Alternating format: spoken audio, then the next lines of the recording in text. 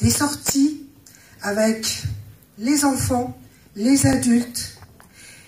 Et on organise également des cours de kabyle qui sont donnés par Agour, qui doit être quelque part ici, et Nora, qui n'est pas encore arrivée. Ah ben elle est là, pardon, elle est là Nora. Elle donne donc des cours aux enfants, et Agour, il donne des cours aux adultes.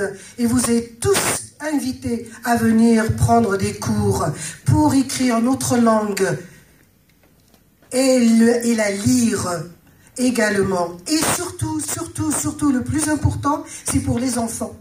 Il faut que vos enfants sachent parler et lire leur langue maternelle. Sinon, on sera foutus.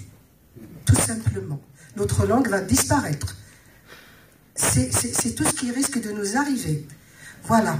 Donc, on fête également le 5e anniversaire de AFK 13. Il y a d'autres personnes qui avaient pris ça en main il y a 5 ans. Et une personne qui s'appelle Nadia, qui est prof dans un collège. Malika également avait pris la présidence. Et aujourd'hui, c'est Nora qui a pris la présidence. Voilà. Donc, et merci à tous les bénévoles avec lesquels on va tout à l'heure essayer de se rassembler. Voilà, je vous remercie.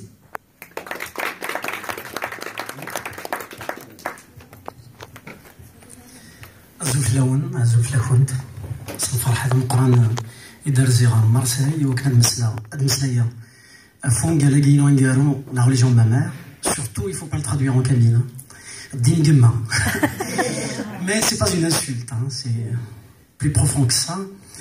Avant de commencer ma conférence, j'aimerais dire joyeux anniversaire à l'association AFK 13. Donc, on va chanter joyeux anniversaire? Non, pas la peine. Amouli Amgaz et Africa. Ah non, c'est pas Africa, AFK 13. Je la confonds avec une association de Toulouse. En tout cas, je suis très ravi d'être là pour parler de mon roman. Je suis déjà venu à l'association en 2013 pour parler de mon précédent roman, À l'aube des enfants perdus. Généralement, quand je parle de mon roman, j'ai un exposé, donc je parle de manière, je dirais, scientifique de mon livre. Mais aujourd'hui, on est en famille, donc je vais utiliser une autre parade, une autre façon plus intime pour parler de mon roman. Improviser, dire n'importe quoi, réfléchir ou ne pas réfléchir, improviser. C'est mon métier. La religion de ma mère, déjà, on commence par le titre. Si on le décompose, il y a la religion, il y a ma mère.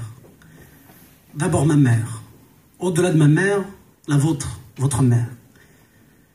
La langue maternelle, la patrie, le passé, l'amour et la religion. La religion au sens propre, ça peut être l'islam, ça peut être le paganisme, ça peut être autre chose. Pourquoi l'ai-je intitulé La religion de ma mère? Parce que dans le livre, il y a une réplique du personnage central qui s'appelle Miracle. À un moment donné, il dit « je ne suis d'aucune religion, je suis de la religion de ma mère ».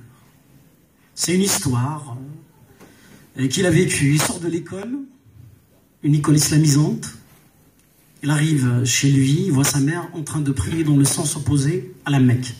Choqué, il dit à sa mère « أيما قلك ما تصلى القبل هذا قلت لا شمية طريقة قروما عند النظام ضوار ديما صغور سنياس أمي عقلي أصبحي سكسو غتولي تسكسوتينو.